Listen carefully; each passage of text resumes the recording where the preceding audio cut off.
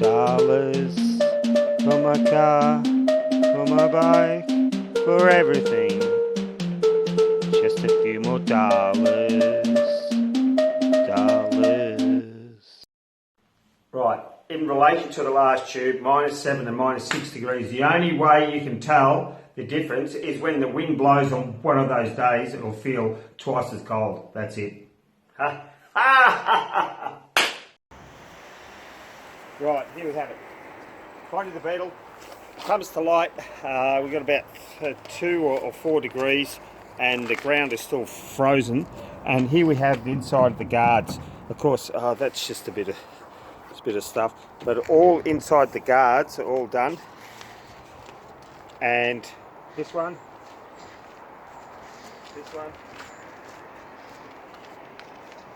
and the other side are done as well, but I wanted to show you what is not done.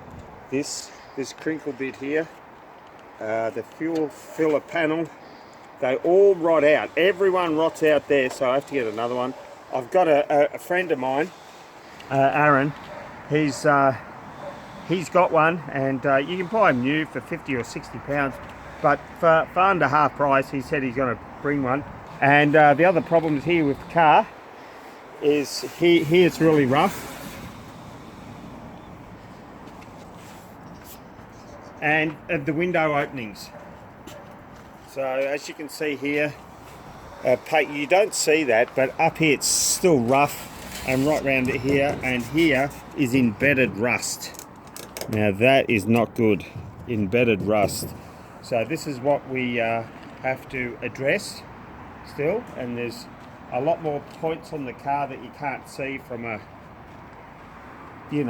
from a scan sort of, from your camera. You just can't see it.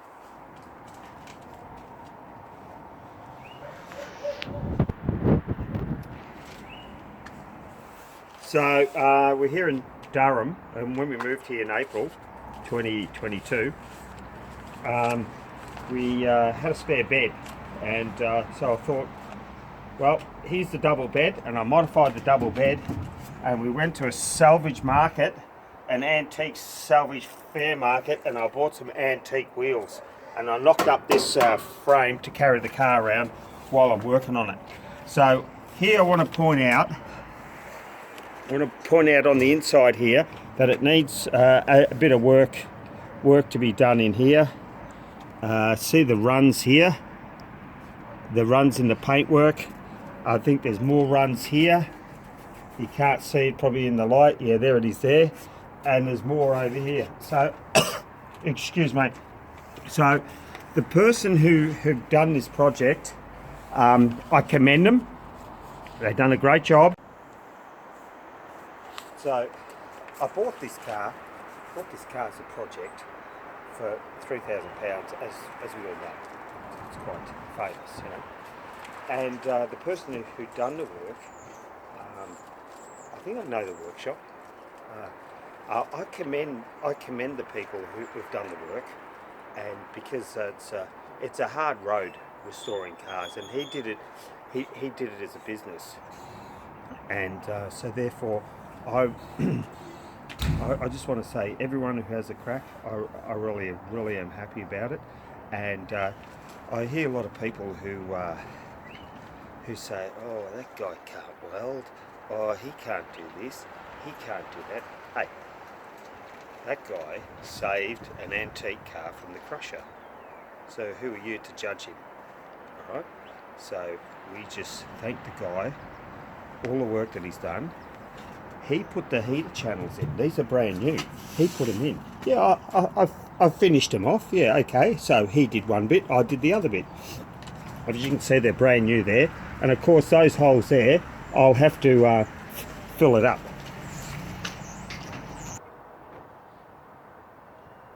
Alright, so I don't know what's going on down here. Here we see the old gold paint. And originally this car was delivered in after July. It was built in July 1972, but it came as a gold car. So I've left one piece, which is the hidden cowl under there. I've left the gold on there. So an old reminder, that's the colour the factory painted it.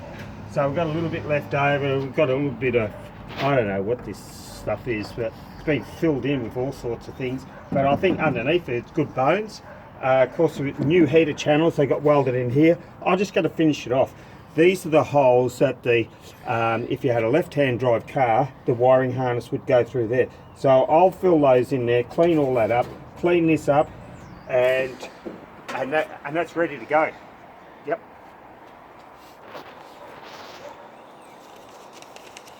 So to point out, there might be a bit of filler in the body. I can't do anything about that. I'm not going to strip all the paint off because it's reasonable, and I'll fix the areas up like the chips like this.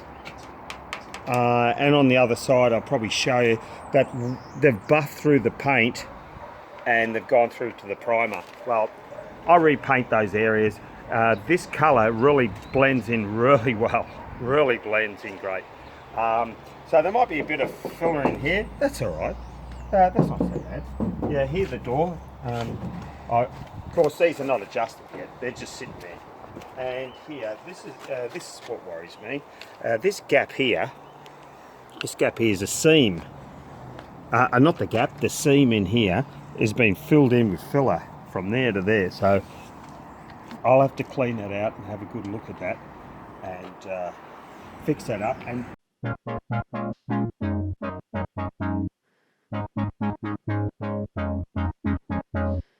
just a few dollars for my life, just a few dollars all the time. I'll show you the other side. So here I have a yellow line. Please people, I was just experimenting. It was sort of like I bought pinstriping paint and a brush, and I attempted to see what yellow would look like with the Miami blue and the pigeon blue, and it actually works, but I don't know how to pinstripe, so I'm not going to do it. So that'll all come off, and this full of we talked about that, did we? So we've already done that. Oh yeah, on this seam here, this seam here is filled in, and when people have a look at the car, they can see straight away there's something wrong there. This is all filler. So I'll be inspecting in here and pulling that out and making sure that seam is just like this. Just like that. You don't need filler in it, you just need paint.